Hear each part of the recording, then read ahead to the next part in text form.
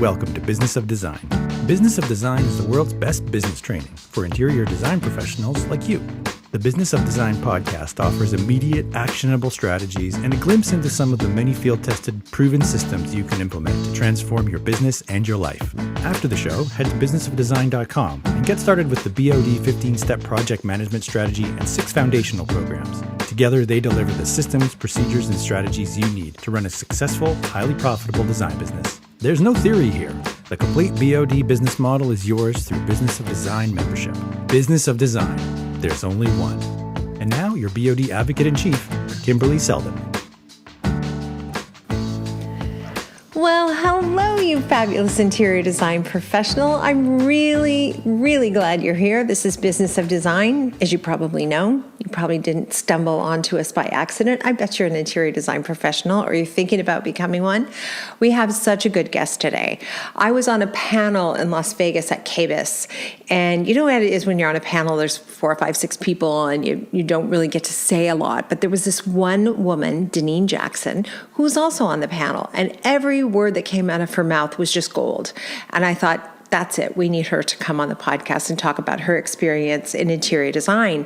And you're going to hear her story, how she transitioned from the corporate world into staging. And little by little, she's determined that niching is the best way for her to move forward. And she's now an expert in kitchens and baths. And this is a story I think a lot of us can relate to. A lot of us kind of stumble into this industry. And in this case, I don't know if you can hear sirens outside. Sorry about that. But anyway, I'm in LA. What can I say? There's stuff happening all the time. So many of us kind of stumble into design. We come from another background, or we just kind of wander into it like I did, thinking this will be more fun and easier than what I'm currently doing, which, by the way, spoiler alert, it's not easy. It's a very complicated, complex business, but gosh, it's wonderful. And I love it, and you can tell Denean loves it, and it's a really good episode. So she's going to talk about how she has found the experience of niching and some of the things she did to get customers originally. And, you know, we even get interior design professionals through Business of Design who've been doing it a long time, but suddenly the phone isn't ringing. So a conversation about how to get those customers is good, whether you're just starting out or whether you've been doing it for a really long time. No matter what, I know you're going to love Denean Jackson. And let me see, I should probably tell you that she is based in Charlotte, North Carolina. You can find her on Instagram at Nicole Design Studio. Sorry, D Nicole Design Studio. D Nicole Design Studio. She's just a hoot, and you're going to love her. I know you will. We're really glad you're here. Let's hear from Cheryl Horn, and we'll get right into the episode. Thanks for being here, everyone. Thanks, Kimberly. Well, coming up next week on May 29th is our next BOD Live, which are our monthly member coaching calls. So I'm going to be taking the lead. We're going to be talking about operations and implementation. Specifically, I want to make sure that you know how to best use your membership, where everything is, and the content available to you. So many members join for the BOD 15 program and start asking questions in the community or reaching out to me and don't realize that we also have 6 other courses dedicated to how to run your business, from logging, billing, and collecting for your billable hours, a multi-revenue stream, which is your pricing model. There's so much more in there. I want to make sure you know where to go to get exactly what you need. I also want to talk about best practices for implementing. Learning just isn't enough. There's, once you're in membership, you get to spend over 50 hours with Kimberly walking you through exactly how she runs her business and runs her projects in the video tutorials. If you just sit and learn, you're not going to see changes in your business. It really is about taking action, which is where I come in. So I want to make sure that your expectations are managed when you come in, that it's not an all or nothing experience. It really is about incremental changes and taking those little steps towards implementing what you are learning in your business so that you are seeing an immediate ROI, a return on your investment, because that's both time and money away from working on client projects that in the long run will be so worth it. So please join me for that. Again, May 29th. I'm mentioning this on all of them. I think I get nervous anytime Kimberly's not involved with one of these, that like nobody's going to show up and hang out with me. So please, I know I talk to members and email with them all the time, but I would love to see you face to face on that call. May 29th, 1 p.m. EST. Also, save the date. Please join us at High Point October 26th. We have partnered with High Point and More and Daniel House Club. We have a full day of events happening and details are on the website. But for right now, just mark your calendar, plan to attend High Point October 26th. We would love to see you there to celebrate 20 years of Business of Design. And I'm thrilled to have been part of 17 of those years, which I can't believe. But as I always mention, I really do get to talk to and email with members across the world, really on a daily, weekly basis. And I would love to meet you guys in person. So save the date. Details for all of this and more are on the website, businessofdesign.com. And as always, if you have any questions about what we do here at Business of Design, if you're a member and you need support, reach out to me directly, Cheryl@businessofdesign.com. Thanks so much. Denean, I'm so excited to talk to you. How are you? I'm good. I'm excited to talk to you too, Kimberly. Denean and I got to be on a panel together in Las Vegas, and I came away thinking, I have to stay in touch with that woman. She's really smart. I could tell that you run a really good business. Thank you. And we're just like kindred spirits. I knew it. So I thought, I don't know what we're going to talk about, but I got to get Denean on the podcast. So thank you for coming on. That's awesome. Absolutely. I'm so excited to be on the podcast. Thank you so much for even saying that, because I felt the same way. I mean, of course, I've followed you for years. I've listened to your podcast ever since I've gotten started in the business. So it is an honor to be on this call with you today. Oh, that's so nice. Okay. Well, I think we're going to talk about, I mean, you never know where the conversation is going to go with us, but I think we're going to talk about how you have more narrowly defined your niche. Yes. And that kind of gave you a superpower. So talk to us a little bit. Tell us about your initial journey in design and how you decided to niche. Yeah. So initially, when I got into design, of course, this is a second career for me. When my daughter went off to college, is where I thought, hey, wait a minute. Stop. I have to stop you right there. Yes. You have a daughter who's in college? She's out of college. My daughter is 26. You are kidding me. Oh my gosh. If you're watching this on YouTube, you know why I'm saying this. I would have pegged you in your 30s. I thought you were. Oh, thank you so much. I appreciate that. But absolutely not. So yeah, when she went off to college, which was about 7 years ago, I was actually an accounting controller for an automotive dealership here in North Carolina. So it was a very high stress, high demand career. So when she went off to school, I'm like, okay, I have time. I do have two young boys as well at the time. So all of my children are grown. Our youngest will be 19 next month.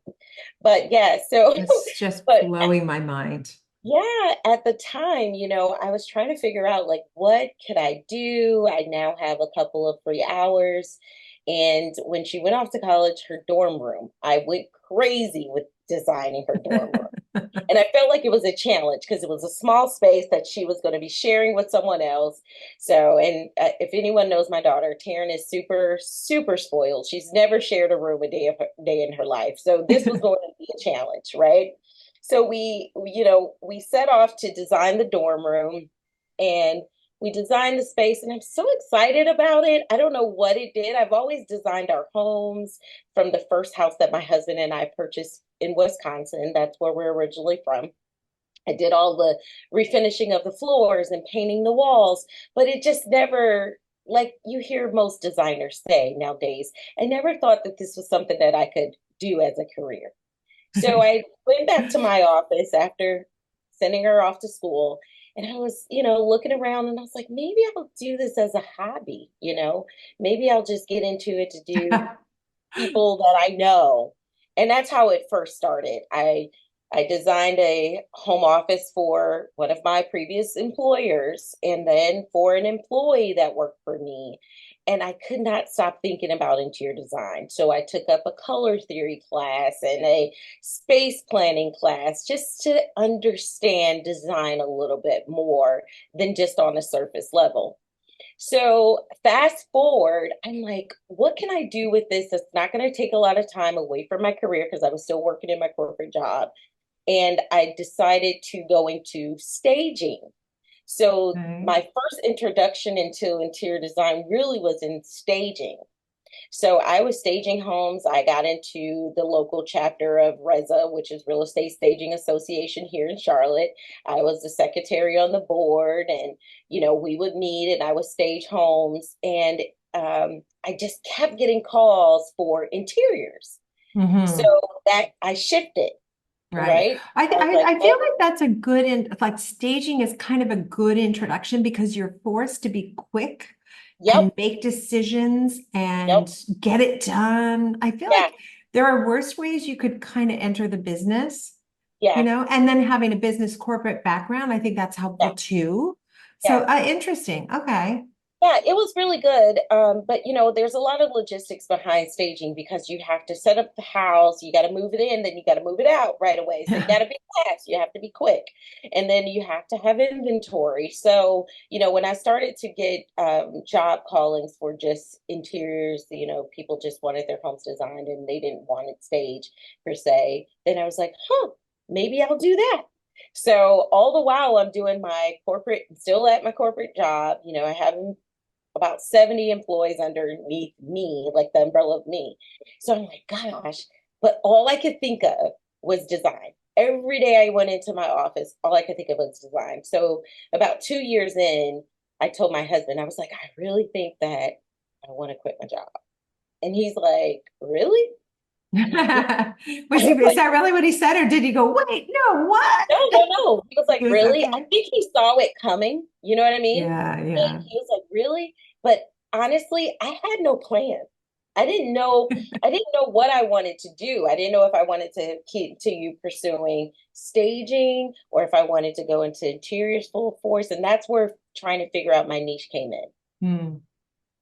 I really had to sit down, do a self-assessment, Hmm. and say, hey, what do I like about this? How can this bring the best out of me? So it was a lot of research. I did a lot of market research. And at the time in 2018, you did need to stage to sell a home. Hmm. But thank goodness, once, say, 2 years into 2020, people were scared. Right. They didn't Yeah. want you coming in their homes.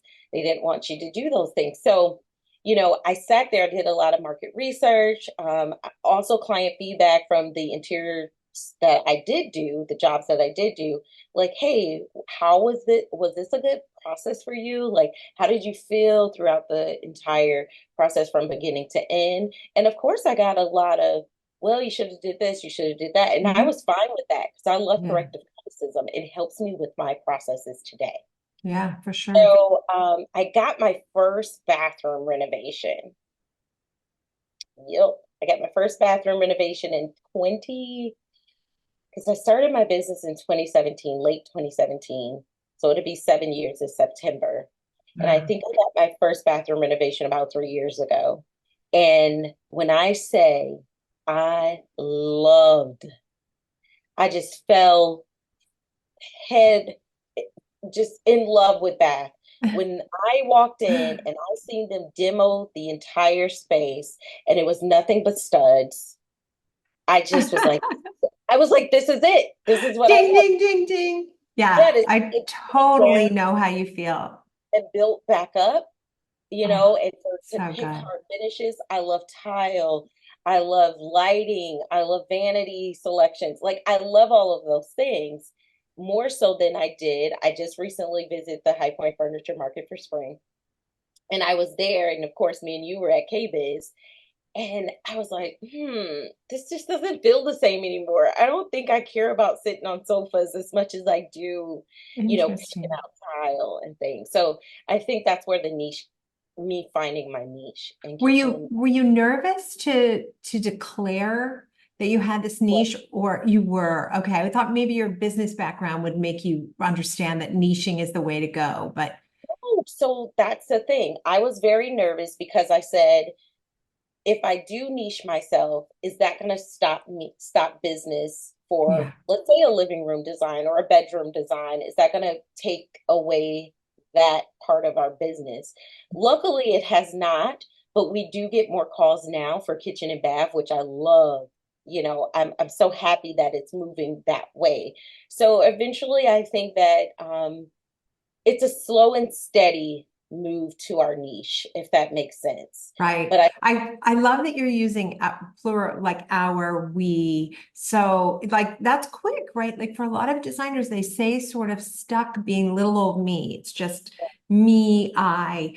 Do you actually have an employee I or do. Yeah. okay, how does So that work? she was our intern, and she went to school for interior design. So when she completed her degree, she came back and started to work for us. She is part-time, but I think it's heavily on the part-time. So she's almost full-time. She's almost a full-time worker. But yeah, I say we a lot because I do see our business scaling. And I include, so not just I employ her, like, I have a bookkeeper I keep on payroll. So Yes. it's not just me that's running this business. And eventually, I have goals for the kitchen and bath entity of our business. So that's to come. I'm so excited for you. So I guess a few things come to mind as I'm listening to you. There's probably somebody who's just starting out and they're like, wow, it seems like she had it really easy. Mm, So what did you do that made the phone ring? Like how did that phone start ringing? awesome. That's a great question. I think what I did is I got outside of my comfort zone and I was on social media heavily. Mm. Heavily. In the very beginning, it's so ironic because this Sunday I got on stories, Insta stories or Instagram, and I'm like, hey, those of you that have been around for a long time, do you recall that when we first started this page, every Friday I would do Fresh and Clean Friday tips? Because not only do I have an interior design firm, my husband and I have had a commercial cleaning company for over 17 years. So I thought that went hand in hand.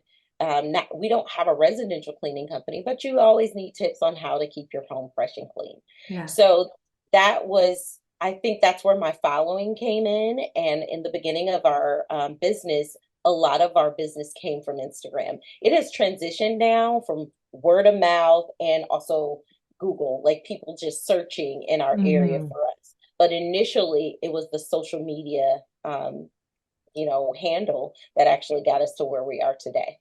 Sometimes I just think that once you put it out there, the universe just Yeah, somehow it just works out, but it can be scary. I understand for yeah, somebody who's giving up a career that's well paid, yeah. probably really Oh, scary yeah, to take the leap. My husband would, if I told my husband I want to retire, he's like, "What? What? No. yeah, What are you yeah. talking about?" So I had to have a plan. Okay. So I can't just say that I didn't have a plan per se of how it was going to look, but he saw the passion and Yeah. he knew that I'm not a lazy person. Like I'm going to get the job done regardless. And so I think that's what made him feel comfortable and confident enough for me to go ahead and take that leap. Because, like my dad says, a failure is someone who's never tried.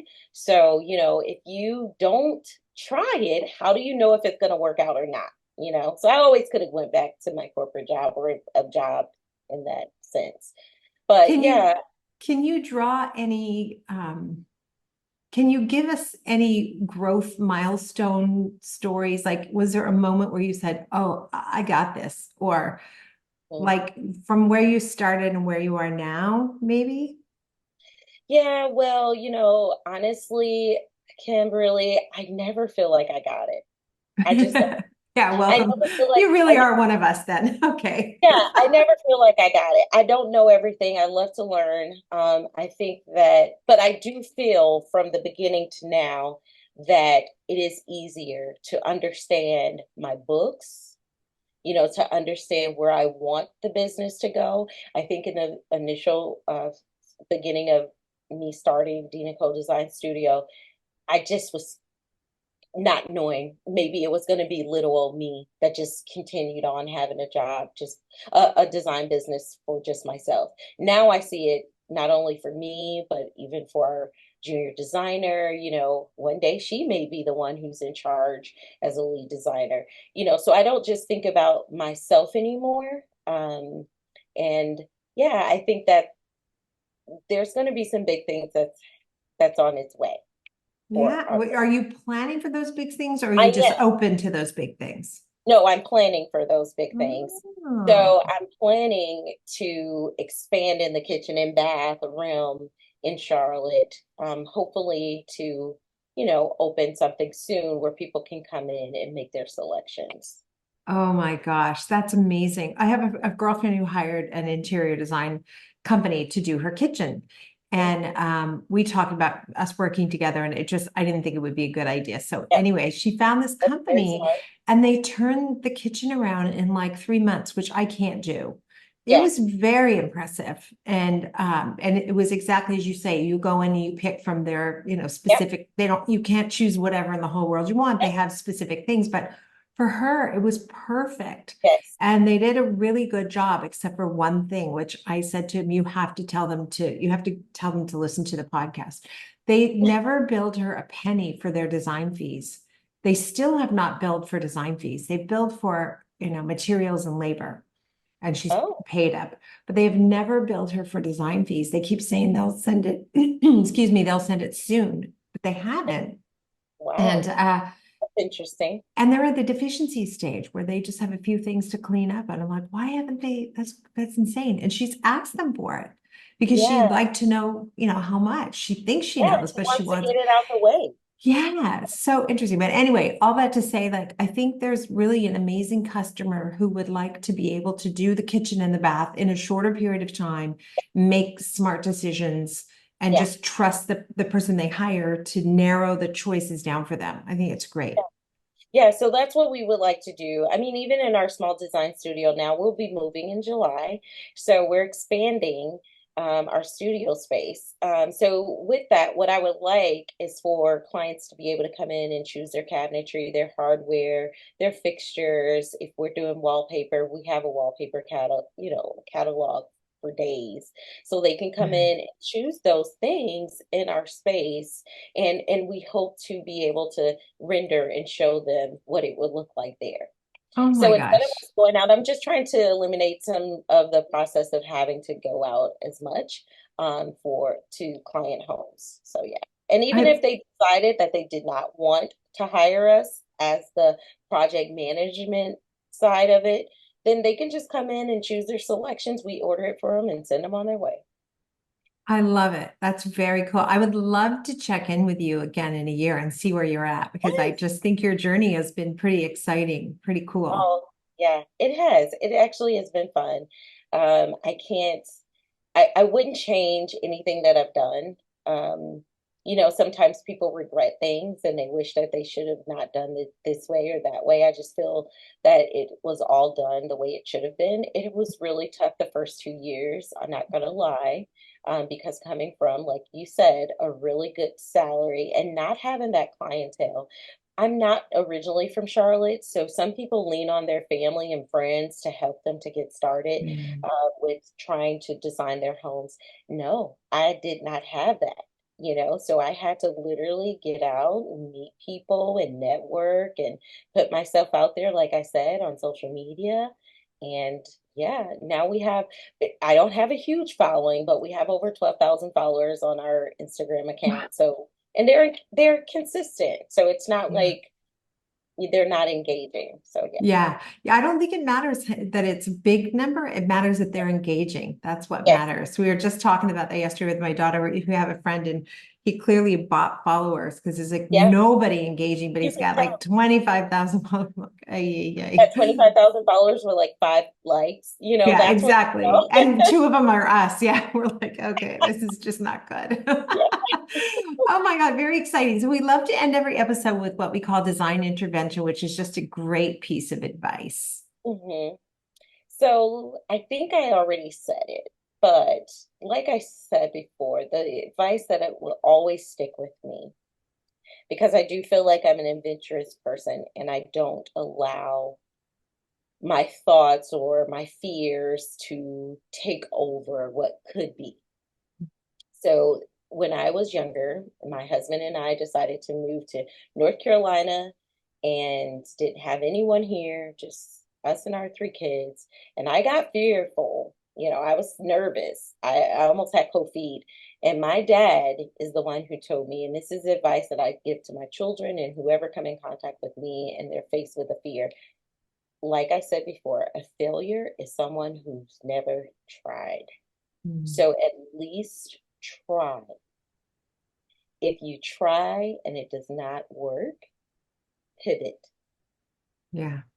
Always pivot. That's all I have. That's all I have.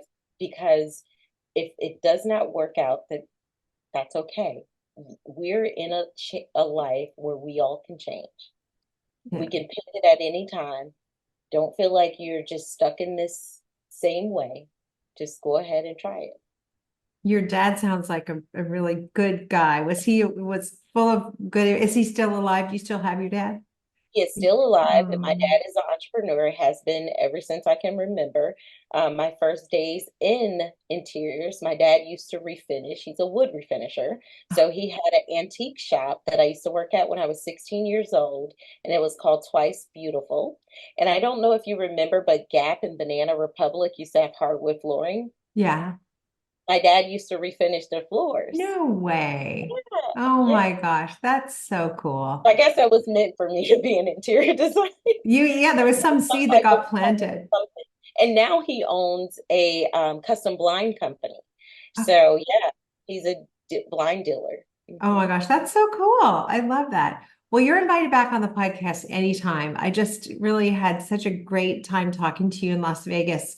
And hopefully we'll be in High Point in October, where Business of Design is turning 20. You're making a sad face. What's a sad face I for? know. I really wish I could be there. I'm not sure if I am or not because the day that High Point starts, it's my husband's birthday. So we Oh, always try to do something very special for each other on our birthday. So I'm like, oh my gosh, because I may have an so opportunity for cute. something there. So I don't know. I may see you, but All if I right. I don't, don't know. I feel like celebrating your husband's birthday with Business of Design would be really good. But no, honestly, whatever it is, I just hope that I will see you again. And if I ever have a need to have someone on a panel, you're my go-to person, Denean. And I'm oh, super excited about what's ahead for you. oh, I appreciate that so much. And the same, the feeling is mutual. I'm so excited and I'm so happy to always be along the journey with you. All right. Mwah. Nice to see you. Bye. All right. Stay well, sweetie. Thank you. You're welcome. Bye bye.